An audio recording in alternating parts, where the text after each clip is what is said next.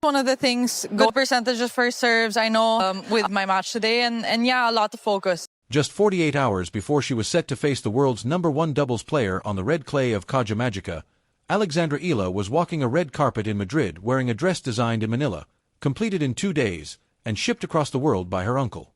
Now it is the same clay, the same city, and the same opponent, the player who, the last time they met, stormed through the second set in just 24 minutes.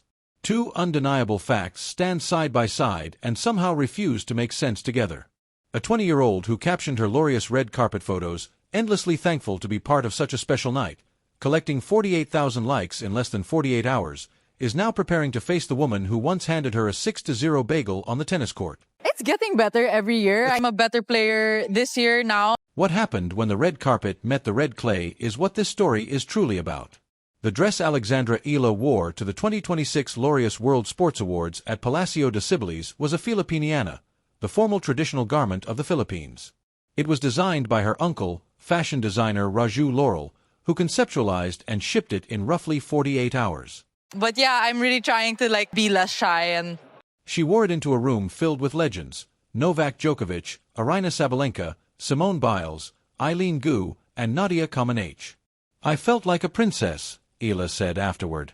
Reflecting on Comaneci's lifetime achievement speech, she added, "I was so touched." Less than 20 hours later, she was no longer under chandeliers and cameras. She was on the clay courts of Caja Magica, defeating qualifier Anastasia Pavlyuchenkova 6-3, 6-3, then addressing the Madrid crowd in Spanish. The bridge between those two moments is no coincidence. It is a portrait of the player Alexandra Eala has become, poised under the spotlight, composed under pressure, and increasingly dangerous wherever she stands. And that leads directly to April 24th, when she faces Elise Mertens. To understand the challenge ahead, you have to understand who Mertens is right now. The rankings, number 44 for Eala and number 21 for Mertens, barely scratch the surface. Mertens opened 2026 by winning the Australian Open doubles title with Zheng Sai. She is the current world #1 in doubles, a 6-time Grand Slam doubles champion, and a former singles number 12. She arrived in Madrid as the 19th seed, carrying a 12-7 singles record for the season and a career clay court mark of 69 wins and 41 losses, a 62.7% win rate built on precision, elite returns, and a game that punishes hesitation. She is not declining. She is peaking in a very specific and dangerous way. And history between these two players is not neutral. On October 17, 2023, at the Jasmine Open in Monastir, Mertens beat Eala 7-5, 6-0. Eala won just 9 of 32 second serve points. The second set lasted roughly 24 minutes. At the time, Eala was ranked around number 200, and the scoreline reflected that gap.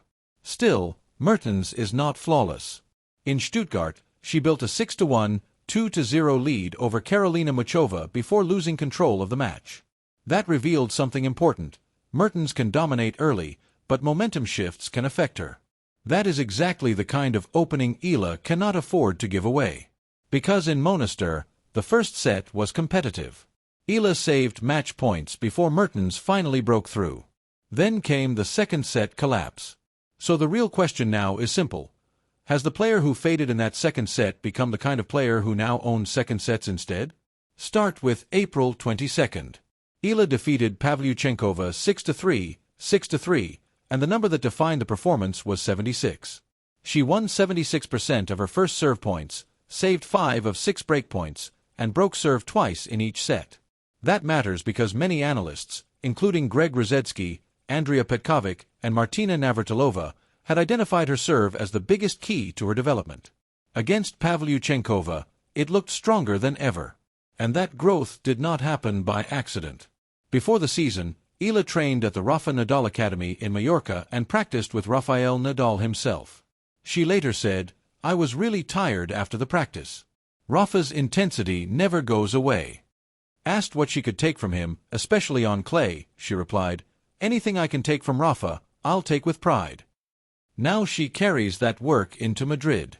And beyond the tennis, something else has changed: belief. Inside Palacio de Cibeles, surrounded by icons, Eala did not look out of place. She belonged there. She was invited, photographed, celebrated. The same confidence followed her onto court the next day. That is why this story is bigger than rankings. Her official ranking says number 44, but her level says more. Since that loss to Mertens, she has beaten Madison Keys, Coco Gauff, Jasmine Paolini, and Iga Swiatek. She owns 4 career wins over top 10 players. Even Swiatek needed 3 sets to beat her on Madrid clay a year ago. So when Eala walks out to face Mertens now, she is not the player who lost 6-0 in 24 minutes. She is stronger, sharper, and proven against elite opposition. This match is also about opportunity. A win could move her closer to Roland Garros seeding territory. It would add momentum heading into Rome, Parma, and Paris. A loss would slow the climb. That is why Madrid matters. Yet honesty matters too. Her clay season has had struggles. She lost heavily to Leylah Fernandez in Stuttgart just days earlier, exposing unresolved questions on the surface. Mertens' return game is perfectly built to test those same weaknesses. So this is no easy path. But that is what makes it compelling. A 20-year-old who once looked overmatched now returns carrying 4 top 10 wins, a rebuilt serve, training from Nadal's academy, and the confidence of someone who knows she belongs in every room she enters, whether it holds Djokovic and Simone Biles or the opponent who once made her look outclassed. That is the real shock. Not the scoreline. It is the transformation. Now only one question remains. Can Alexandra Eala turn that transformation into victory on the red clay of Madrid?